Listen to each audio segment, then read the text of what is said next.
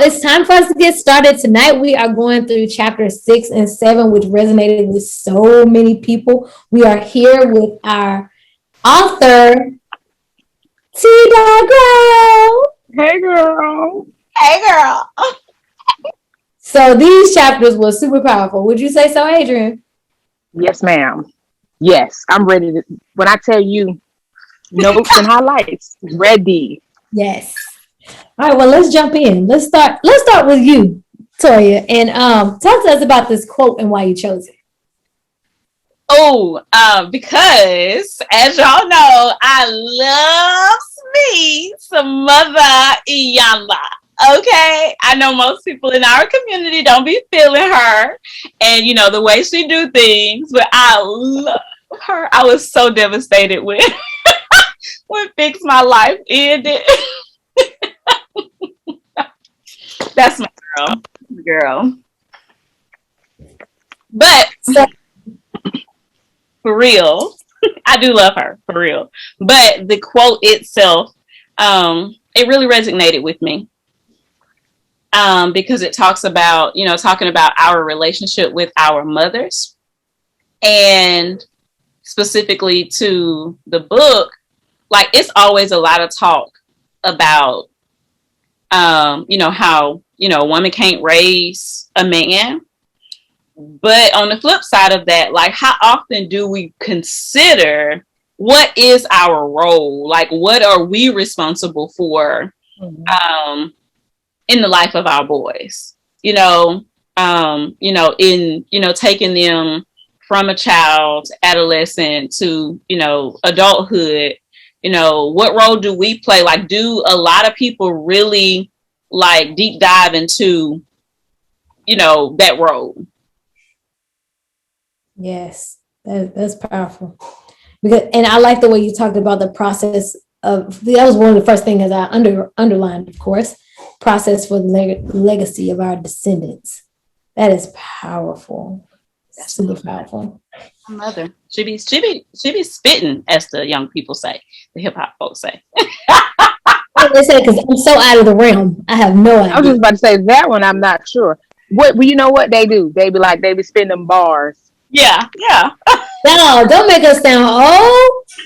Come on, ladies, let's go, mothers. Let's get back at it. I felt like it was very powerful that you talked about how you didn't want the emotional burdens of of your life to fall into your son's lap. That spoke volumes. It seemed like every chapter speaks volumes right from the beginning, but that was super big because I feel like at times parents have a tendency to give their kids their life woes. They don't deserve them. So, and I'm sorry, this is just real life. It's dinner time. It's clean up the kitchen time right here. So y'all gonna hear some dishes clacking and life going on because I'm a mother and it's kid turn to do the dishes. Listen, real friends having a real discussion, right. Some real mamas, having a our real time. So there's no need to sugarcoat it. This is reality. Right. You got to get it in where you fit in at this point.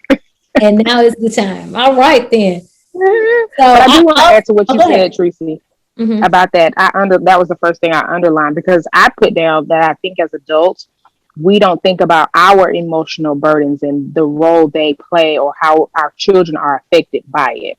I think a lot of times as adults, when we're in that moment of our emotions, we're upset, we're angry, and we just want to vent and get it out or get revenge. And our children, though we may not think about it, may not even be in a room, but they're listening. Mm-hmm. And so they're taking all of that in. And I've seen it firsthand with my daughter and certain relationships with certain family members. And I have to come back and say, you know what, I expect for you, but then she sees me acting a certain way in my emotions. And it's like, I don't directly say it to her, treat this person like this, but she is feeding off of me. So she sees that. Exactly. Mm-hmm. It goes into that saying, we have a tendency to say to our kids, do as I say, not as I do. And even the students, do as I say, not as I do. But they automatically pick up on what we do, not necessarily what we say. Yes. So I think that's powerful. And what bothers me more than anything, and I'm just going to read it. What bothers me more than anything is when a person who thinks they know your situation is so quick to pass judgment on you. Yeah. If you even act like you want to show an emotional reaction about some BS, come on, the donor has done. Yeah. And I think we're all guilty of that. We'll say, and we've had conversations, if I were you, I would do this. And then when we're put in those exact same situations, we don't stop and think, well, what did I tell such and such when they asked for advice? How did I react when such and such said this? This brought me back to my own. Like, it was just like, girl, okay. I'm going to think about that next time before I be so quick to say something. But I think that comes with a level of maturity too, because the old me would not react to any situation like the new me, the more mature me would. Because young me was feisty, a little bit more feisty. I mean, I'm still a little feisty, but I used to be a little bit more feisty or a little bit more reactive rather than reflective. Because when you live a life of reacting more so than reflecting, it shows that you're a little less mature. And I'm happy that I can say that I have now grown to the point where I reflect even before I respond. Like I reflect on the interactions I had with people, and I'll just get quiet, and at times I do that now. But old me, if I got to say it, I'm going to say it. And I'm what? Keep it moving. I feel like that came out a little bit of my spirit. A little bit of my spirit. We felt it when you said it, though, sis. We did. Yeah, I feel like from deep down. Yes. Yeah, so I am moving on to the next page. Because I underlined so much stuff, but I don't want to get a whole book away, so I'm not going to say everything. No, because they need to purchase their own book. Exactly. Period. And where can they find the book? Because I don't even think we've talked about that. That's okay, because when I uploaded them videos, it's on there. My girl. www.Authortdotgrow.com. Yes. All right. I just want to make sure we got that little plug in because that's important. People must know. And they need to like and subscribe. Am I correct? Yes. So that you can get notifications when we post the next chapters. Come get some of this hope. Yeah. And if you want to add to, our conversation, make sure you put some information in the comments. Please. We will check them out. This don't have anything to do with the chapter, but it might be some fellow entrepreneurs listening. And in my last therapy session, I was talking about like how I can sometimes self-sabotage. And I was talking about we was talking about my fears. We was doing this activity called a brain dump. And we was talking about my fears. We were talking about procrastination. And I was telling her that one of the things that I was procrastinating on was like putting out content, posting on social media, getting these videos done because, it's kind of like the fear of rejection, but it's also that being uncomfortable with putting yourself out, for an audience. For the possibility of being judged and just being uncomfortable. As much as I love to talk when I'm around my people, or, like when I used to be in drama ministry and I was, in front of a church full of people, like I was fine in that space. But when I have like one-on-one interactions and having to network, like I have I do have like an anxiety that kicks in. And so like these videos and like posting on social media, like one, again, it's a fear, putting myself out there, but then also, still establishing myself. People don't comment. It's not a whole lot of interaction, or engagement on the post. So you feel like you're talking. Well, I feel like I'm talking to myself, and it kind of feels like I'm putting what I think is all this goodness, out on social media and on my platforms and into the world. And then nothing, it goes into the abyss. And so it causes me to procrastinate. I get that. I get that 100%. You touched on a big old taboo in our community, and that is therapy. And I think that it is amazing that you would even bring up the fact that you're going to therapy. And I think that people need to know that folks do go to therapy in the Black community. Yes. Because it's kind of, one lady said to me, she was like, when I was thinking about going to therapy the first time, she said to me, you take care of your physical body by going to the doctor. You take care of your breast health. You take care of your reproductive health. But what about your mental health? And that is something that is really important for us to take into consideration. Rather than it being a taboo, it needs to be something that we all lean into, because mental health is one of the most important things that you need to have as you go forward in this life. So yeah. I'm glad you touched on that. And I touch on it a little bit in the book. And I kind of, when I finished the book, I really honestly kind of asked myself, like, should I have touched on it some more? Because I do mention, in the book that perhaps maybe if I had been exposed to therapy early on, some of the things that I had to kind of figure out by trial and error, I could have dealt with a little better, a little more strategically, and maybe even gotten through some things in less time. Yeah, I agree with that, because I feel like part of my issue was that I didn't go talk to somebody sooner. So, I'm glad we were able to touch on that. Yeah, me too. I underlined a lot myself too. Oh yeah? Chapter. I did. Listen, the fact that I am reading this with y'all and just like trying to approach it from a reader standpoint, like it has, man, like y'all, I have been so blessed. I was reading this yesterday, like, I know that's right, girl. Yeah, you should. Yes, you should. Yeah, you should. Because you're in the moment writing it, but then once it's completed, coming back to it and looking at it, like, those are my words. I did that. Yeah. Okay, so as we transition through the rest of this chapter, I kind of underlined and was like, yeses. I literally put yeses, where you said the fact that I have managed to show restraint over the years in that degree counts as an emotional win in my book. And I think we have to acknowledge the rough patches and the hard times, but we don't acknowledge the wins as often as we should. Mm-hmm. And I was like, yes, sis. Yeah.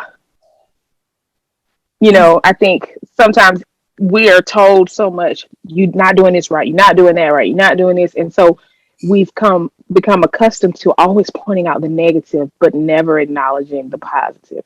Yes. So I thought that spoke a lot to me. I was like, yeah. And even if it is speaking to the fact that I am emotional about the situation, it burns me up, it upsets me. It's okay. Like you said, we need to change the narrative on how people view the baby mama, the single mama, wherever you want to call yourself, and allowing them to work through those emotions. It's okay. And you have every right to feel the way that you feel. Absolutely. Validation. Yeah. I agree with you 100%. I underline, kind of following up with that. Processes take time, and in some cases take reevaluating and remapping before we get it right. Because I think a lot of times with that judgment that comes from other people and even ourselves, you can't really acknowledge your wins, be them big or small, because like you said, we've become so accustomed to critiquing ourselves and only pointing out what we didn't do right in the situation. Or even if it's not a situation, like we was having a conversation the other night, just about when we get in moments where we feel drained, or, we're down in our spirit, or just not ourselves. And we kind of have that, I need to be okay. Why am I like this? Why do I not feel like myself? This is uncomfortable. I need to get out of this rut. that too, I think, comes from, like you said, us being accustomed and being conditioned that we got to present ourselves a certain way. We got to appear to be a certain way for it to be okay.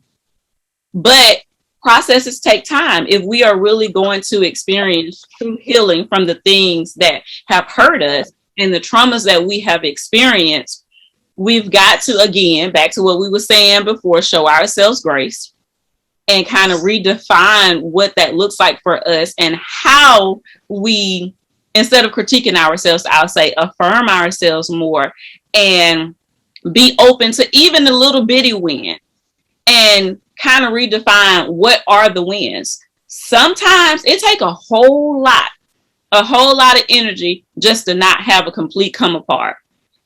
It might not be that you're going through something super major, or a super hard situation. You could just be stressed out from daily stress, And the fact that you made it through your day and you didn't have a complete breakdown, that's a win. You didn't cut somebody out today and 3 people might have cut you off on the road. For some people, that's a big, yeah. That's a big win for some people if they're dealing with, road rage or anger management. So I think that we have to be mindful that in the healing process, everything isn't going to happen all of a sudden. And we've got to have enough grace to know that I might have some setbacks on my journey in healing, but that's okay. And not judge ourselves the way that we don't want other people to judge us. Yes. And you said, give yourself permission not to have it all together at times. No one has it all together, but I know that there's a facade and a misconception out there on social media that everybody has everything together. Y'all see what I look like? This has been a long day of real life. Okay. And I said, I still have responsibilities. I still have things that I need to do with myself. But this look right here, this me today. And guess what? My husband like me and my kids. And I'm giving myself permission to be okay with that. Yes. All right, sorry. I ran up on my own thing. Ran up on my own thing for a second. But you also talked about this being a trauma. And you know how people talk about PTSD? But PTSD has been, I know that is a big thing, but there are times that you don't realize that what it is post-traumatic. It is trauma to your life that causes you to react in a certain way in the future. And it is a part of trauma. And that you said confronting trauma. And I said, if people realized that sometimes our interactions are trauma, then they would look at it a bit differently. I agree. Yeah. Something that was said earlier, Toya, is that, or either you or Tracy mentioned about how social media paints this picture. And what the first thing that popped in my head when you say that is that our young people, these young girls growing up, if they don't put supports in place like a therapist or surrounding themselves with community, they're going to have this false impression of what life should look like, because everybody's posting the good on social media. Everybody's using filters or whatnot, and not being true to themselves and posting reality a lot of times. And it's concerning. Like I think about my daughter, and I have to tell her, people post stuff because they want the likes. They want you to follow them. They want you to subscribe. So they're going to show you the pretty, the nice, neat, all put together, but that's not reality. Right. That's not reality. So teaching them and bringing up young women and, girls to understand that there is work that has to be done. It's not going to be quick and easy and pretty all the time. You're going to have to fight. You're going to have to work hard for, what you want. And so it just made me think about young girls who are dating or engaged. Are you doing the work, or are you, caught up in what everybody else sees and trying to keep that facade up? because it's not easy, and we get ourselves in situations and we don't know how to cope. We don't know how to deal with life. Authenticity is a flaw that a lot of people engage in. Although I am guilty, I'm not about to post my worst picture. You know, I'm not. But I'm not checking back 100 times a day saying, "Ooh, how many people like what we did today?" I don't post my life, and I call it living life out loud. I don't know if other people call it that, but I tell my family when they're asking me, "Why didn't you post your wedding? Why didn't you post this?" Because I'm not living life out loud. I'm living life with the people who I love and the people who love me.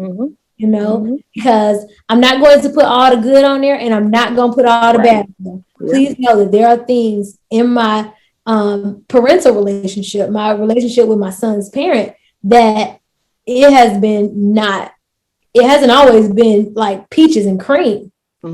At times it's like thorns and, I was about to say thorns and berries, but I think that's good. I don't know.